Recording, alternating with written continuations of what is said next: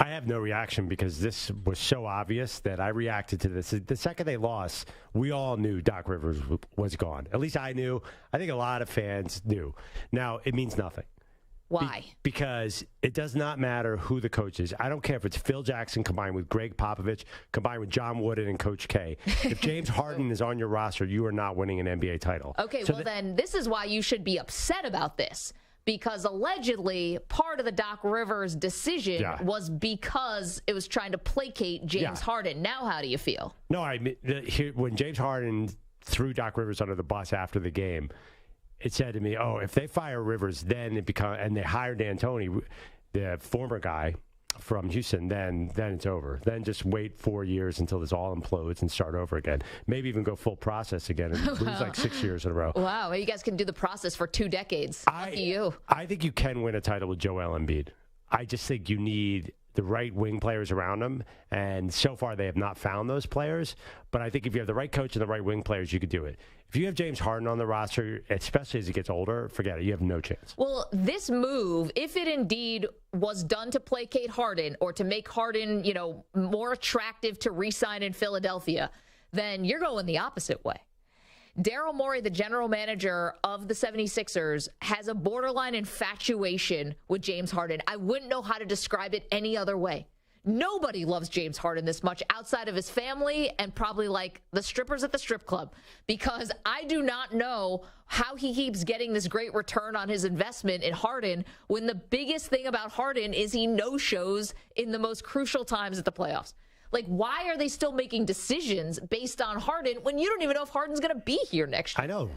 That's what I'm saying. You should be upset. I'm not upset. I mean, it's like, are you upset when the Mets lose? It's just like a normal thing. It's a course of... It's not about me. Stop deflecting. No, honestly, I'm not upset because if they're going to invest in James Harden and bring in Mike D'Antoni to coach James Harden, then I can relax. I don't need to be part of that. I don't need to have anything to do with this team anymore. Will you bow out? I'm already shopping for a new team at the thought of this happening. Now, if they hire Nick Nurse and let James Harden go walk out the door, all in. Full on, back, play the song, 76ers, Dr. J, Andrew Toney. I'm all about the Sixers. But if they're going to run back with Harden, then what's the point? Then so you're out. I'm out. Wait, you're still now you're workshopping new teams? What are you gonna? You can't become a Laker fan. So I had a long flirtation with the Milwaukee Bucks. I could always jump back. I have all this Bucks gear because of the process.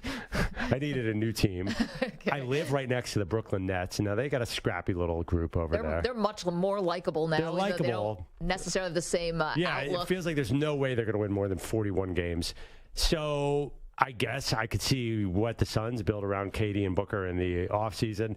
I'll basically, if they keep James Harden, I'm out. And what would you advise me as a Sixers fan? What do I have to root for there? You just said it yourself. There's nowhere to go with James Harden. I just can't understand any organization that would be using any data point with James Harden to try to make decisions about your future. I thought the 76ers actually got off kind of easy here. Harden took a pay cut last year because... well, a lot of different reasons. They got investigated over it because, basically, did they move some money around or promise him something down the road, gave some money to PJ Tucker, gave some money to his friend Daniel House. I thought you got off easy. Now you have one season with Harden, and yeah, he was good in Game 1 and Game 4, but talk to us about Game 6 and Game 7, because Games 1 and Game 4 were not enough to say, here's the keys to the franchise. What do you want to do with the coach? How much would you like to get paid? That's ridiculous. It is. And so I would be upset. Yeah, we all know that. We all know that except for two people, by the way. And that's why I have hope. There's a second person stupid enough to want James Harden. Kevin Durant. Apparently. No. KD's got that bridge has to be burned. No. That's what you would think, but where is he rumored to go? He could be a free agent, Maggie. Why not Phoenix? Phoenix needs free agents and free agents only. They don't have any draft picks. No. James Harden has a player option. He could become a free agent. No, I know. That's who Phoenix is going to have to start targeting, right? Like that's what I'm saying. Trades are going to be very hard for them to do because they don't have draft capital. So, yeah, you want to team back up with Harden That's if you're Kevin Durant. I have two hopes. I have two hopes to get rid of him: Phoenix and Houston. Yeah, well, Houston, he's been laying the breadcrumbs on Houston forever. Somebody's been laying them. If they get Wembanyama and they win the draft lottery tonight, there's a rumor if they get Wembanyama, they'll be all in on Harden and think they can win really quickly. No better role model for a young player, James Harden. That's who I want. But I'll tell you, what I think is going to happen. I seriously think they're going to hire Mike D'Antoni. And they're going to bring back Harden, and they're going to try and recreate a version of the Houston Rockets, except with Joel Embiid. So how does that work? Explain, a system that specifically relied on not having that kind of center. Yeah. I mean, they had Capella, I guess, but generally, it was the running gun system. Joel would be huffing. Yeah, they had Amari Stoudemire, and right, who was so mobile. Can you imagine how much Embiid would be huffing and puffing in that up-tempo style? It doesn't make any sense at all to me. But that's 7 seconds or less Mike D'Antoni style from 2007, 2008 Suns, and then going to the Rockets. That's the Suns. That now would look slow. What they were doing back in 07, 08, that now would look slow compared to what the Warriors just do on a regular basis. So maybe Joel could do it, but that has never proved to be a winning style. See, that's the other thing. Yeah. And you also have a clock ticking situation here with Embiid is 30. Embiid's been around for a little bit. This is why he started to develop a reputation of not being able to win the big one. He started a little late. Sure. Okay. I mean, remember, he took 2 years off. Yeah. He was hurt. You know what? I need somebody to get in there. I need them to be tough. I need them to get Joel Embiid in great shape. I think it's a roster problem more than a coach problem right now. Because, say you do get rid of Harden. You have Tobias Harris. Overpaid. Come on. I know you like him, and we met him at the Hustle premiere. Yes, but he's a bit. Covered him in high school. He's not a winning player at the playoff level. Agree. Then your next star is Tyrese Maxey, who's really good. I just don't know if he's championship level good. He's not a Golden State Warrior good. Can I tell you one other thing about Doc Rivers getting fired today? Can I just look into my crystal ball and tell everybody the future of what's going to happen? Yeah, please. Doc Rivers is not leaving our lives. I just want everyone to know that. I don't know if everyone likes Doc Rivers or doesn't. Doc Rivers is going to be here to stay. You want to know why? Because he's going to go back in the broadcast booth, and he is going to call games for the next 20 years. Ooh, yeah, except. What? I mean, he might get hired this cycle. No. Yes, I'm serious. He's 61 years old. There's a lot of rumors that he'll get picked up this summer. Okay, but he's going to go coach the Detroit Pistons? Who? Clippers? Again? Ty Lue isn't going anywhere. Oh, that one is up for... It's up for debate, but you just had Lawrence Frank came out yesterday and said Ty Lue's not going anywhere, and if the Suns really want him, they're going to have to trade for him. And remember, aforementioned, they have no assets, they have no draft picks from now until Kingdom Come because of the Kevin Durant trade. We'll see. There's a lot of offseason left. There's a lot. I think Doc Rivers, you're right. He's a great broadcaster, by the way, really good.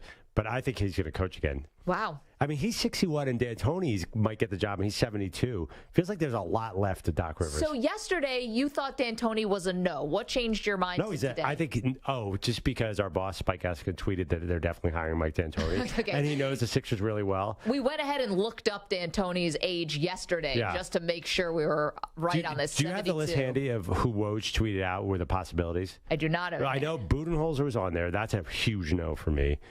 Mike Budenholzer, the former Bucks coach. They had current assistant Sam Cassell. They had Nick Nurse, who I like a lot. They had Monty Williams, who you like a lot. Yep. I'm not as high on. And there might have been one or two other names. So it's most of the recently fired guys. Suspects then. Yeah, the guys who just got fired. I don't understand. To me, okay, what does a coach do? That's the other question. What's important for a coach at this level? Is it motivation? Is it Phil Jackson giving people books? Is it knowing who to put in at the right time? You know, it feels like they're on a heater to me right now. Here's the Sisterhood of the Traveling Pants. Yeah, exactly. Let's go win the title, everybody. Yeah. I don't think it's the books. So here's who I think. I think Darvin Ham's on fire right now. Darvin Ham's been good. He seems to know when to put these bench players in, and he's pushing the right buttons in. But I don't know if that's because of LeBron. I don't really. It's a bit of a mystery to me. But I feel like whatever Darvin Ham's doing in the Lakers and making them play such great defense, let's get some of that in Philadelphia. A young guy who's got something completely different. I don't want a retread. I want a new guy who's going to really alter the DNA of this team. Okay, but there's a risk with that.